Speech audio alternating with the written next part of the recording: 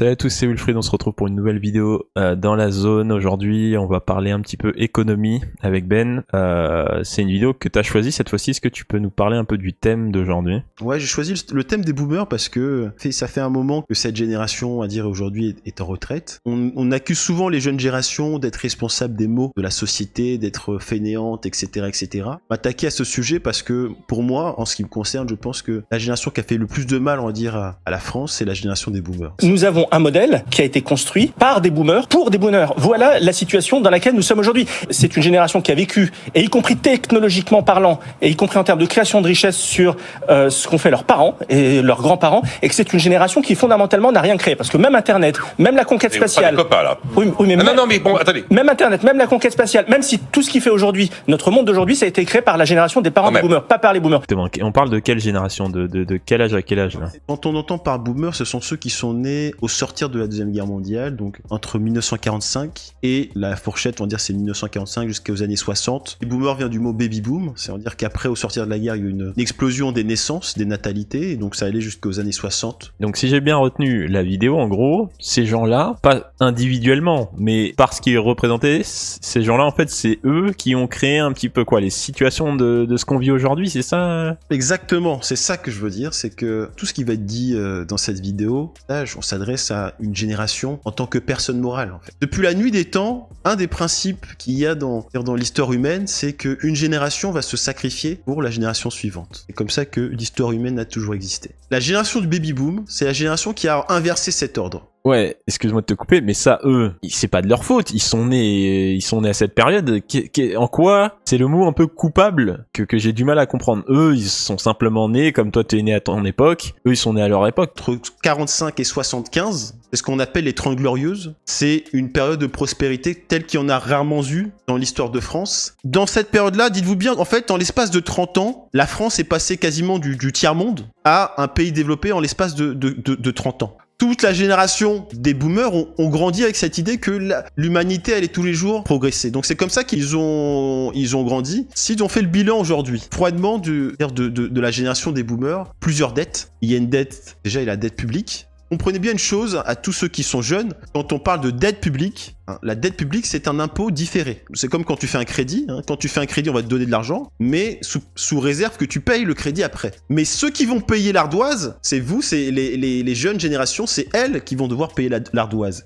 Et vous verrez, on mettra une statistique qui dit que si on fait l'équivalent donc à 30 ans, la part des boomers dans l'économie française était plus importante quand ils avaient 30 ans que les générations d'aujourd'hui. Moi, ce qui me révolte, aujourd'hui Macron veut décaler cette retraite à 64 ans, et tous les Français actifs sont contre, tous sauf...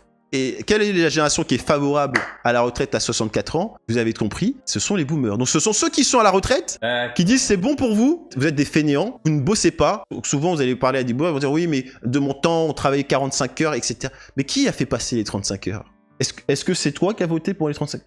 Est-ce que c'est moi? On n'était pas là. Parce que moi, je veux bien qu'on me qualifie, moi, d'être un flemmard, d'être quelqu'un qui ne veut pas bosser, mais qui m'a enseigné? Qui nous a éduqués? Donc on disait, il nous lègue des dettes, il nous lègue moralement, parce que pour moi, la plus grosse faille, c'est la dette morale. C'est sous, on va dire, les boomers, que le taux de divorce en France va exploser. Tout ça, ça veut dire que ça a des répercussions dans la société. Autrefois, quand on était dans les anciennes générations, vous verrez dans une famille, les familles étaient réunies, toutes les générations vivaient dans le même bâtiment, dans le même appartement. Il y avait les petits-enfants, il y avait les parents, il y avait les grands-parents. Aujourd'hui, vous avez les vieux qui sont en maison de retraite, vous avez les jeunes qui vivent dans un studio, ou qui essaient de vivoter. Comme le dit dans la vidéo, les boomers, on va dire, ont été au bon endroit au bon moment.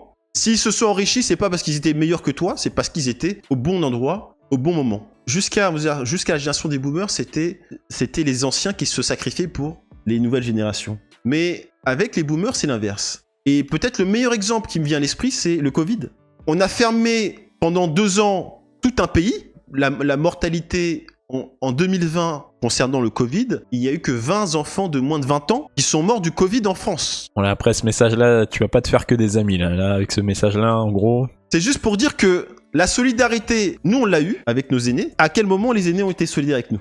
Dites-vous bien que pendant 2 ans, il y a des jeunes qui n'ont pas pu apprendre. avec le niveau déjà actuel de l'éducation nationale qui est le meilleur qui soit actuellement, on dégringole chaque année dans les classements internationaux. Et tout ça pourquoi? Pour protéger des personnes qui ont déjà, on va dire, ont déjà connu, on va dire, ont déjà une vie meilleure que toi. Si on fait le bilan froidement, on peut que constater les dégâts. On peut dire ce qu'on veut, mais il n'y a pas beaucoup de, si on regarde vraiment froidement cette analyse, on analyse froidement les entrants et les sortants, et on réalise qu'il y a eu quand même beaucoup de dettes. Et c'est qui va devoir porter sur ses épaules, on va dire, cette responsabilité? Ce sont les jeunes générations. Pour les boomers qui ont tendance, on va dire, à critiquer les jeunes générations, on vous pardonne. On ne vous en veut pas, vous n'y voyez aucune animosité. Plutôt que d'accabler les jeunes générations, encouragez-les. Parce que elles vont devoir porter sur leurs épaules tout le poids de vos erreurs. C'est peut-être un peu, les mots ont peut-être été un peu durs, mais c'est un message de paix et c'est surtout pour s'encourager que le témoin, on va dire, puisse se passer en douceur entre ces différentes générations.